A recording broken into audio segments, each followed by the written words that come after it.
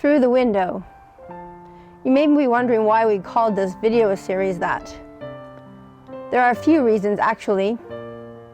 One is because you may remember back at the beginning of this pandemic, before online interviews through Zoom became the way to do it, reporters would stand outside a person's house, and as they talked on the phone, they videotaped them looking out through the window. Thus you got to see the person, as well as hear the voice.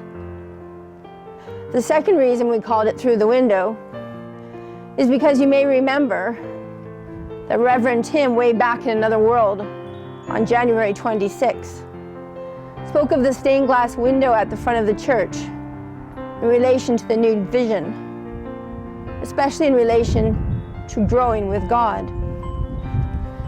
He spoke of the window as being a snapshot of the vision, a familiar context of the snow being melted by the sun, S-U-N, and the river of water that flows down through the foothills and across the prairies for thousands of kilometers.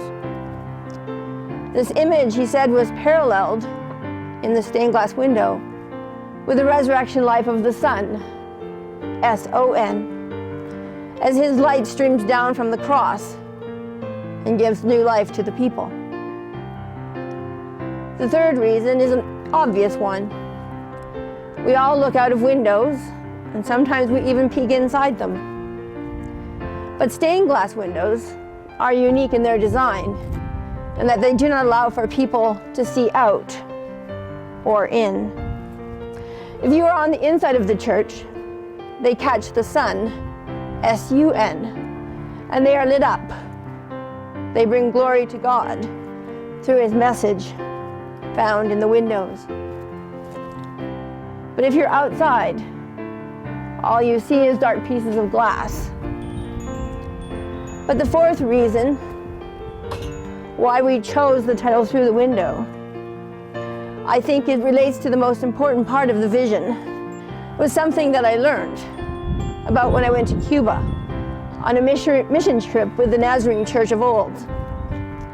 Something that struck with me and has stayed with me for the past 15 years. I had the opportunity while I was in Cuba to worship at different churches while I was there. I remember worshiping at one Presbyterian church in Havana, Cuba, that was very much like what you would find here in Canada. There were pews and windows and doors and hymn books. They even showed me their membership registered. We also worshiped in many Nazarene churches, which were crumbled to the ground. No pews all tidy in a row, no doors, no glass in the windows. But guess at which church I felt the Spirit? Guess where I felt God at work?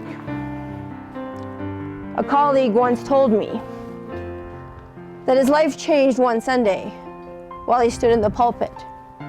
As he stood there, he looked out of the window and saw people walking by.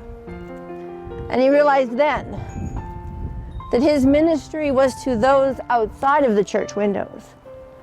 That he was called to not just build up the faithful, but rather to cultivate the hearts of those who did not know Christ.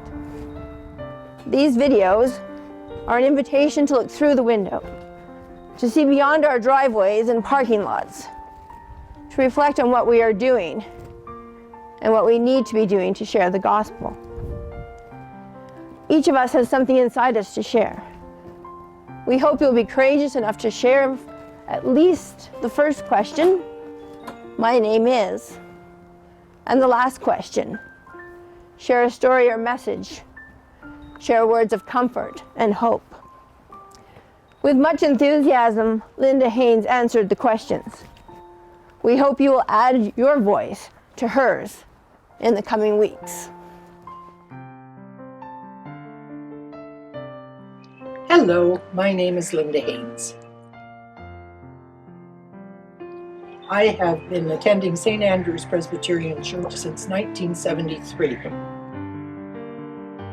Now the question that I'm being asked are who are the four people that I might sit with or nearby when I come to church on Sunday. I will be very honest. I don't follow the normal Presbyterian custom. Now that I have issues with mobility and what have you, I just hope to find myself finding a pew where I can be comfortable, and whoever comes and sits beside me is more than welcome.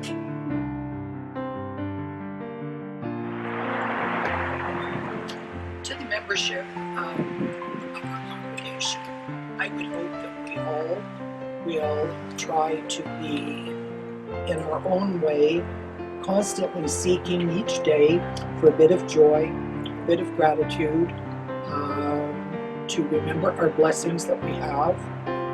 There are going to be dark days. Some of us are going to have darker days than others. But if that is the case, then remember that first of all, you have your faith. And then secondly, you've got a whole congregation that you can reach out to.